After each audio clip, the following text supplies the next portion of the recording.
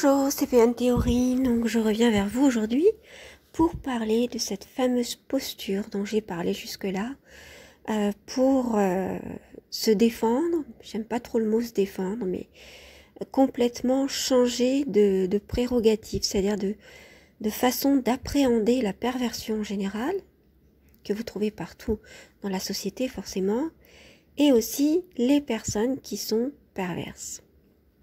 Comment les appréhender? Donc comme vous le voyez sur cette image, j'ai voulu prendre cette image au départ pour vous montrer que voilà, il va falloir complètement stopper, stopper net.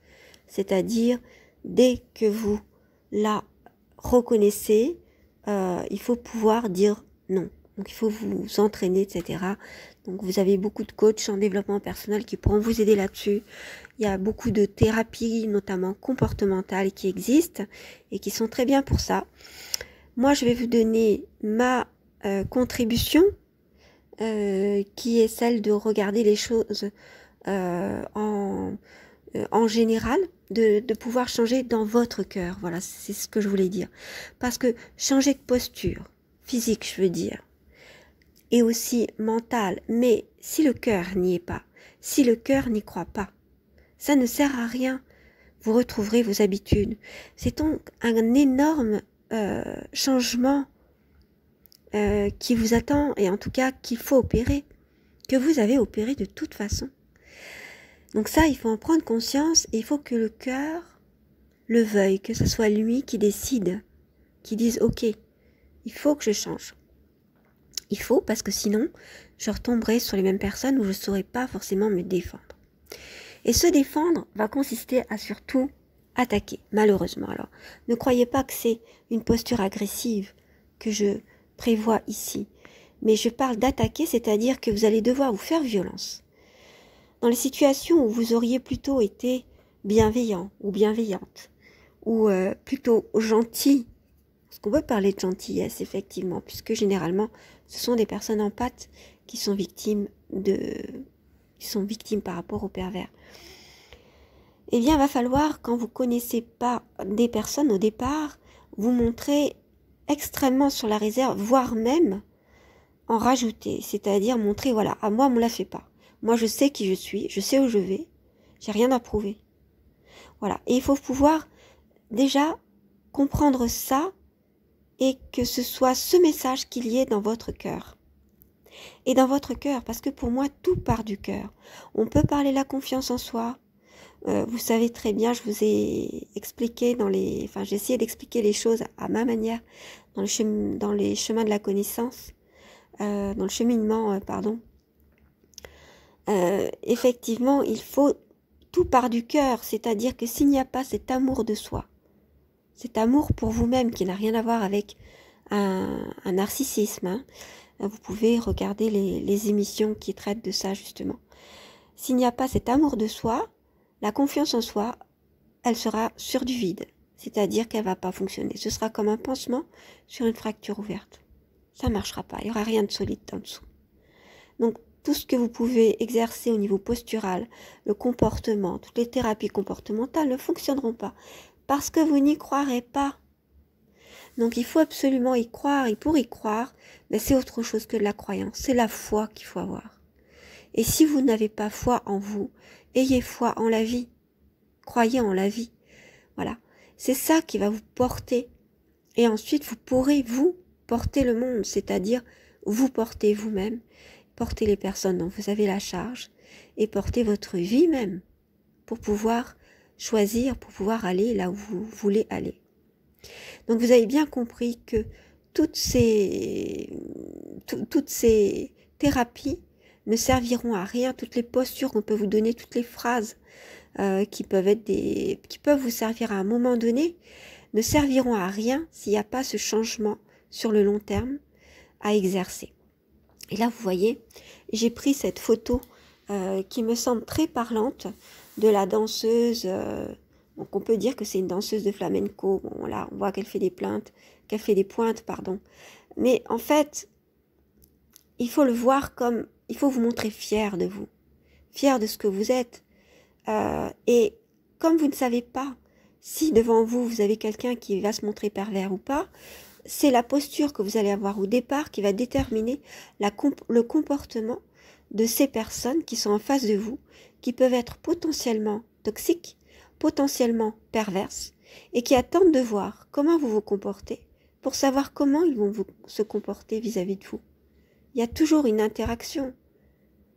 Et toutes ces personnes, ces perverses et ces pervers, c'est comme dans la fable du corbeau et du renard. C'est-à-dire que tout flatteur vit aux dépens de celui qui l'écoute. C'est-à-dire que si vous écoutez ces flatteurs, ces bluffeurs que sont les pervers, et que vous n'avez pas dès le départ la posture de la personne à qui on n'a fait pas, ça ne pourra pas fonctionner. D'accord? Donc, quand c'est des personnes que vous ne connaissez pas, il faut que vous ayez cette posture de personne qui a confiance en elle, qui sait très bien où elle va, et dans son cœur, qui sait très bien ce qu'elle vaut, et qui n'a rien à prouver. Il faut en être absolument persuadé. Faites un travail sur vous-même jusqu'à arriver à cela.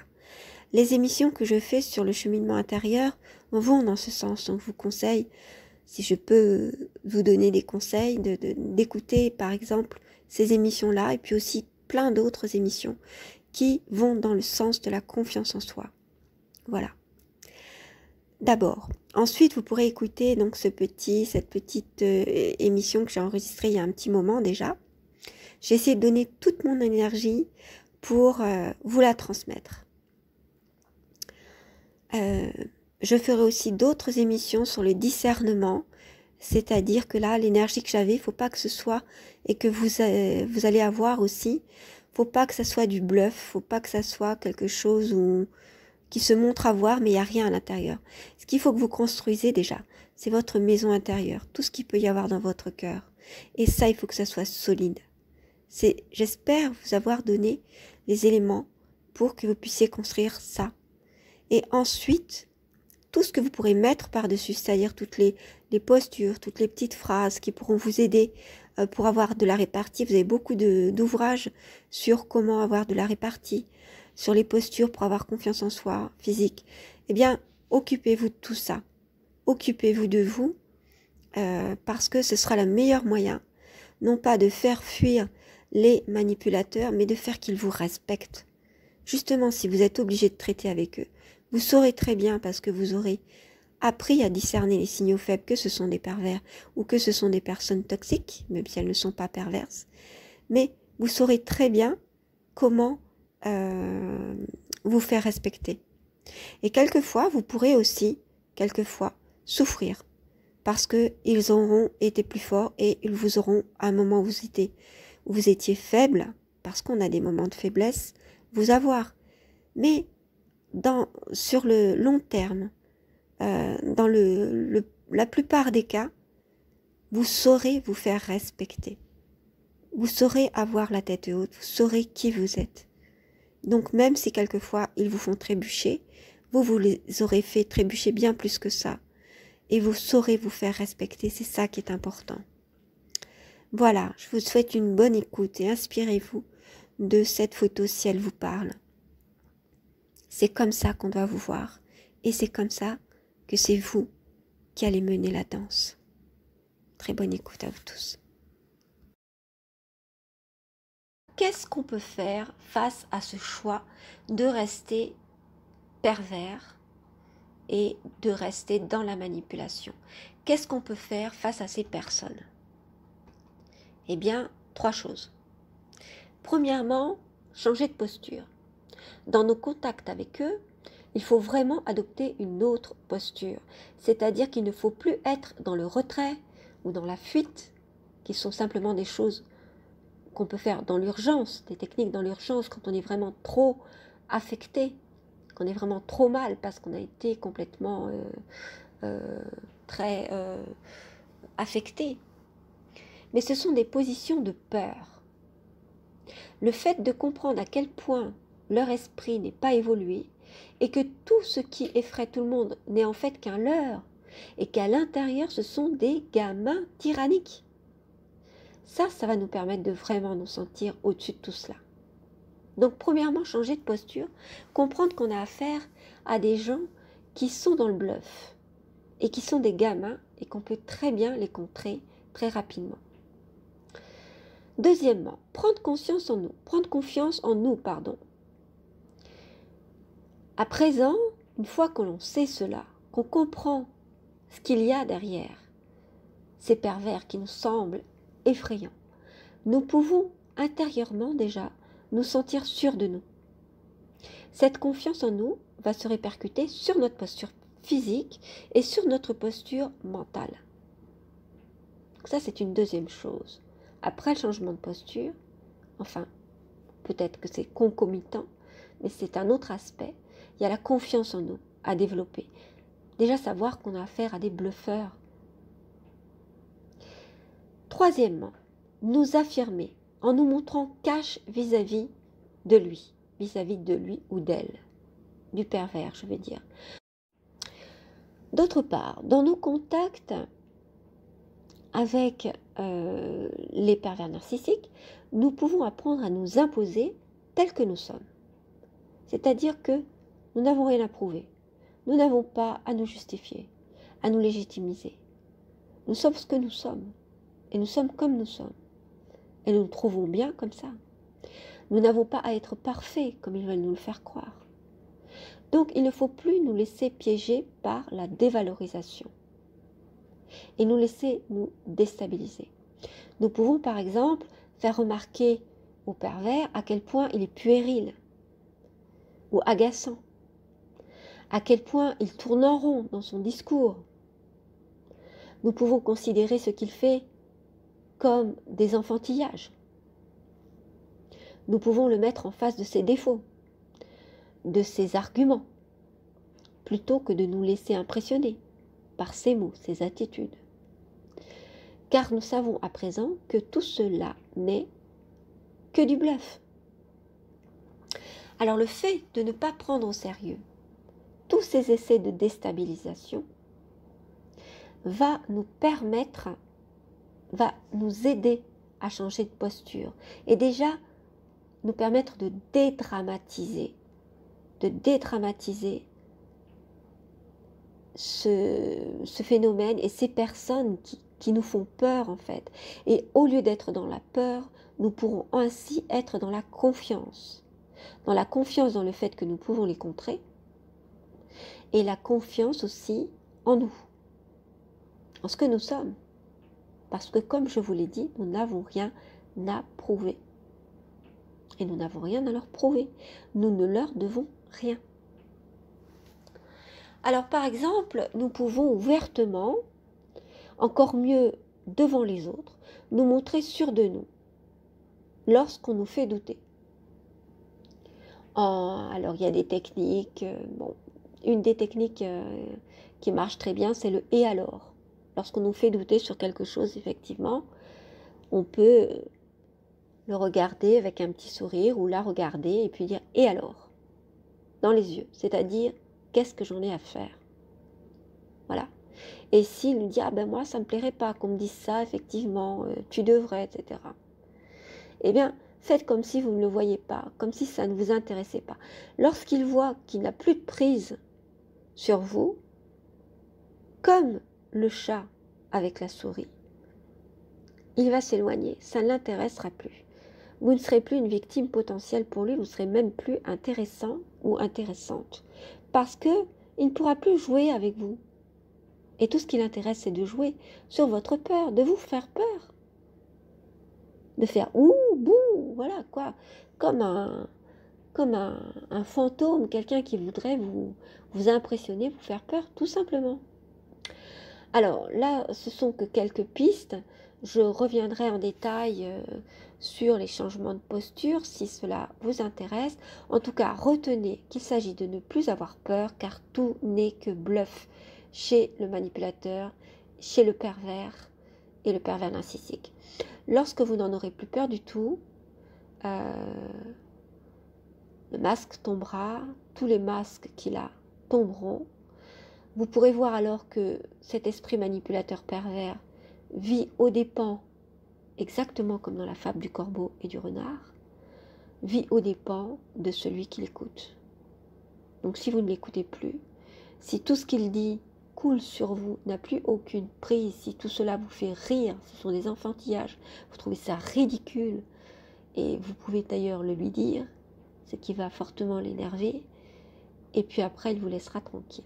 Vous verrez à quel point en fait le manipulateur, le pervers ou le manipulateur pervers est misérable, à quel point il est minable, affreux, à quel point il est insignifiant, à quel point il est rempli de rage, il est rempli de puérilité. Et en fait, vous allez en avoir pitié. Oui, vous allez en avoir pitié parce que vous avez cette compassion pour les autres, pour autrui, en tant que personne empathe, ou en tant que personne simplement sensible. Cette compassion que lui ne connaît pas. Lui qui ne fonctionne qu'avec la vengeance. Et là, ce sera fini. Il y a vraiment un avant et un après. Même si cela prend du temps, mais il est vraiment possible de guérir de cette peur qu'ils vous auront inculquée, qu'ils auront provoquée, de cette souffrance qu'ils vous auront infligée. Non seulement c'est possible, mais c'est un comportement qu'il faut affiner, qu'il faut développer pour éviter à l'esprit perversif de s'étendre plus encore. Voilà, cette vidéo est terminée. J'espère qu'elle vous a plu. N'hésitez pas à cliquer sur le pouce si c'est le cas. J'ai essayé de donner tout ce que je pouvais dans cette vidéo pour vraiment vous convaincre, parce que c'est vraiment tout ce que j'ai pu apprendre dans toutes ces années, et j'aimerais vraiment vous transmettre cette énergie. C'est vraiment possible, et vous allez voir à quel point ils vous sembleront ridicules, et à quel point vous vous direz un petit peu comme un enfant qui a peur des monstres, et puis finalement qui se rend compte que derrière le masque du monstre, ben, il y a juste un autre enfant qui s'était caché pour lui faire peur. C'est vraiment un jeu de dupe pour se faire peur.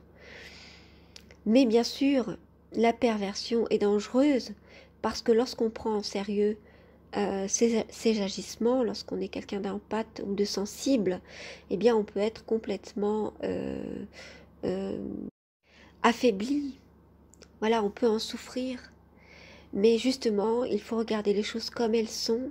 Et lorsqu'on a compris, qu'on a trouvé ce levier du ridicule, de l'enfantillage, de la puérilité, du fait de l'insignifiance en fait, et bien à ce moment-là, on n'en a vraiment plus peur.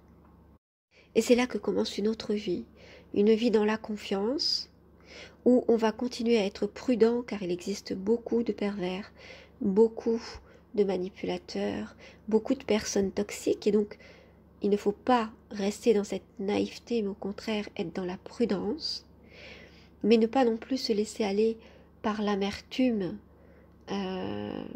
et être dans la méfiance en se disant « Ah, le monde est rempli de pervers, le monde est perverti, etc. » Même si effectivement le monde se pervertit, nous pouvons changer les choses par notre comportement. Et puis, plutôt que de tomber dans l'amertume, eh bien, ayons confiance, parce que par vos comportements, à vous tous, sur chacun des pervers que vous pouvez rencontrer, vous pouvez changer les choses, et vous pouvez reprendre confiance en la vie, et puis reprendre confiance en vous, ce qui est une formidable revanche sur la vie. Voilà ce que j'avais à vous dire pour aujourd'hui. Donc, merci d'avoir écouté, et puis prenez soin de vous. À très bientôt pour une prochaine. Alors, je reviens vers vous pour éviter tout malentendu et pour que ce soit bien clair. Ce genre de posture, vous devez l'adopter lorsque vous êtes avec des personnes soit que vous ne connaissez pas, afin de pouvoir donner le ton, vous faire respecter, montrer que vous êtes ferme, que vous êtes confiant, etc. Ensuite, avec vos amis, avec les personnes avec qui vous pouvez vous montrer tel que vous êtes, évidemment, vous n'avez pas à garder cette armure, je dirais. Mais c'est une armure qui doit se faire uniquement lorsque vous êtes dans la vie sociale, et où il peut y avoir des personnes potentiellement perverse ou toxique, afin de pouvoir vous faire respecter. Voilà. Alors, je voulais vous dire aussi que si vous changez de posture et que le pervers ou la perverse s'en aperçoit, ou la personne toxique s'en aperçoit, elle risque de vous dire « mais tu as changé, comment ça, etc. » Et c'est alors là qu'il faut justement répondre « et alors, oui, c'est normal de changer » ou des choses comme ça, mais coupez court. Sachez que vous êtes devant quelqu'un qui est un expert dans la rhétorique, dans les façons de faire semblant, de mener une guerre souterraine avec des conflits fermés, etc. C'est quelqu'un qui sait très bien tout ça. Donc sachez que quand vous avez réussi à quelque chose, donc en fait il faut voir, malheureusement, hein, il faut voir les relations lorsque vous êtes avec ce genre de personnes comme des guerres.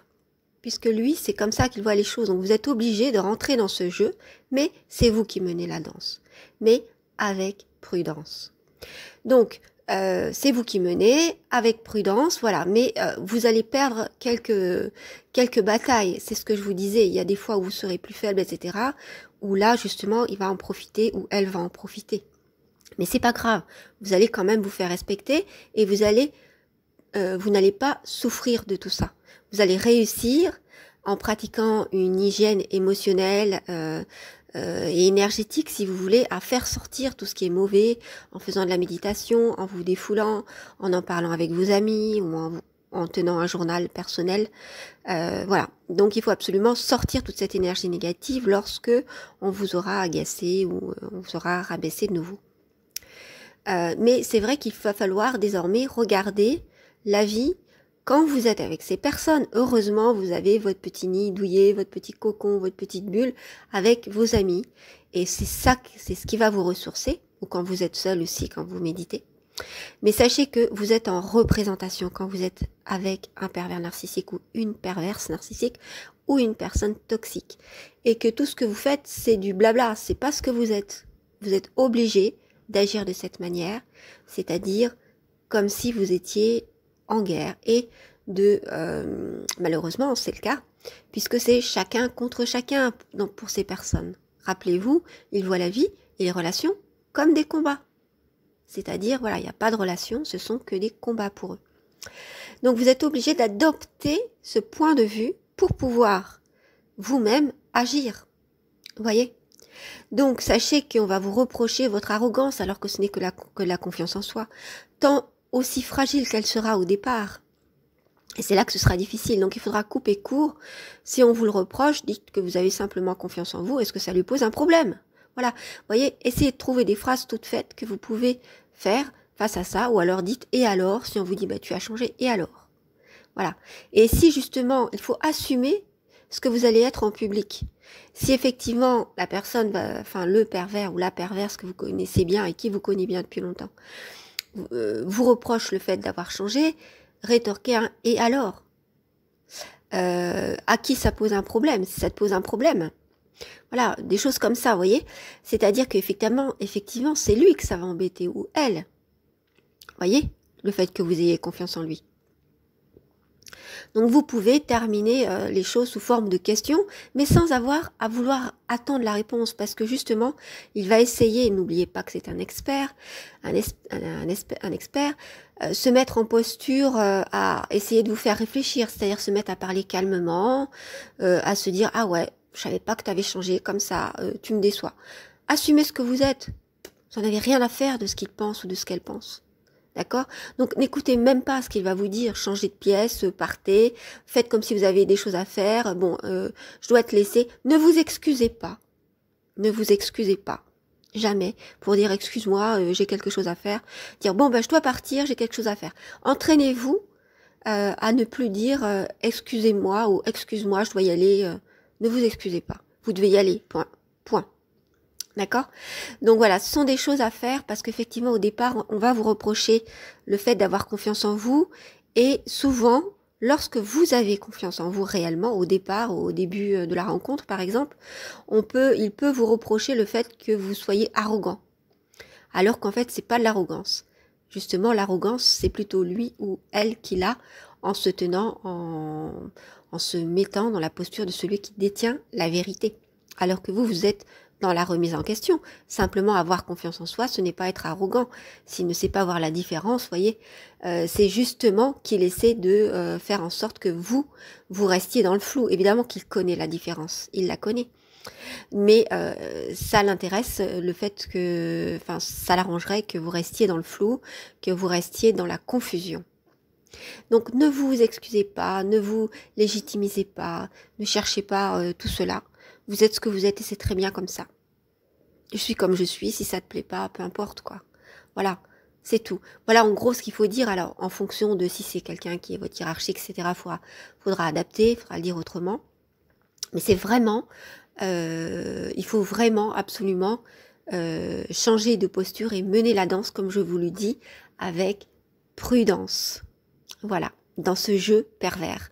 Il faut rentrer dans ce jeu pervers et mener la danse avec prudence. Voilà, vous êtes obligé de rentrer dedans si vous êtes obligé de traiter avec ces personnes. Évidemment, ce que je vous conseille, le mieux, c'est de les garder à distance, c'est-à-dire de ne plus avoir de relation avec ces personnes-là. Ne vous sentez pas obligé de rester en relation avec les personnes. Vous n'êtes obligé de rien, vous pouvez très bien ne plus arrêter toute relation. Il y a des personnes qui se sentent obligées parce que ces personnes se montrent gentilles ou sympathiques à certains moments. Si vous ne le sentez pas, vous ne le sentez pas. Vous n'avez pas à vous justifier pour ça. Vous êtes maître de votre temps, de votre vie.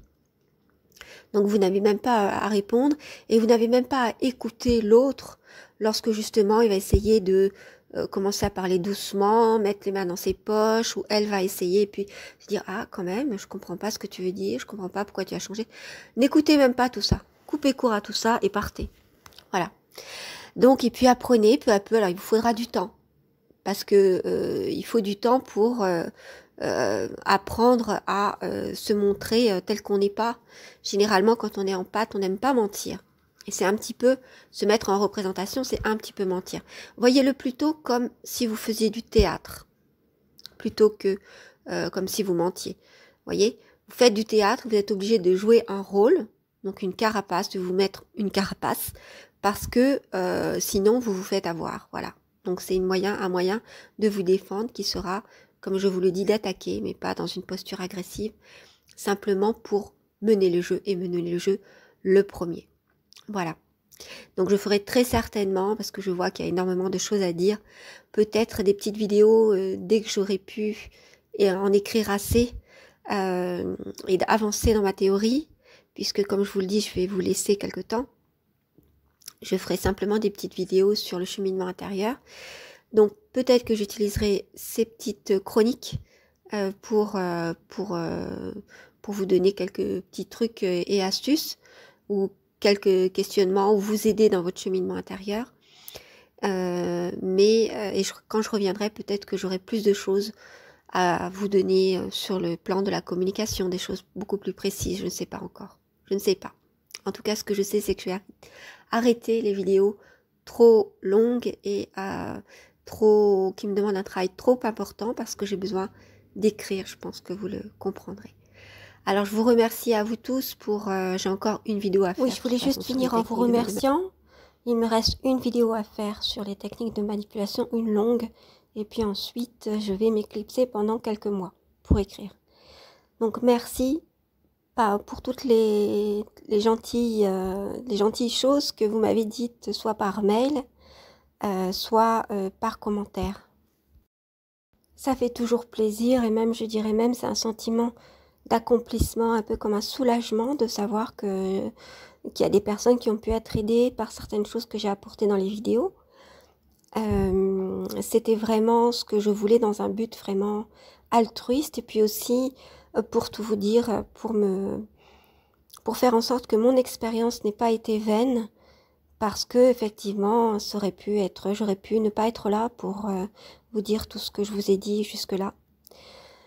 Donc c'est très très important pour moi, c'était important que tout ça ait été utile et n'ait pas été vécu en vain. Alors, je m'en vais quelque temps, mais je reste avec les chroniques que je pourrais peut-être pas faire forcément régulièrement, mais dès que je pourrai, j'en ferai. Et puis, je suis disponible. Vous pouvez toujours me joindre à pntheorie@gmail.com.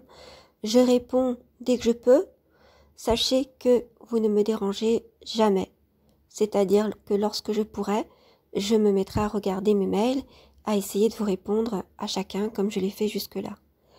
N'ayez pas peur donc de me déranger, même si je travaille sur mes écrits. On a toujours un petit peu de temps dans la vie, seulement je peux mettre peut-être plusieurs semaines à vous répondre. Donc si vous avez une question vraiment qui demande urgente, disons, essayez de voir avec d'autres personnes. Voilà, donc je vous remercie pour tout. Et puis je vous dis vraiment bonne continuation. Essayez de tracer votre propre chemin, de faire d'avoir votre propre connaissance des choses. Et de toute façon, on se retrouve bientôt. En attendant, prenez soin de vous.